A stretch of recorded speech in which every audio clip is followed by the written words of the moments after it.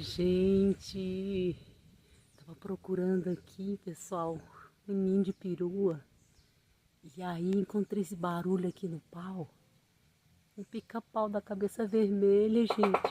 Ai, que gracinha. O barulho que ele faz, pessoal. Caraca. Nunca tinha visto, não. Como é forte um pica-pauzinho desse tamanhozinho. E um som forte desse.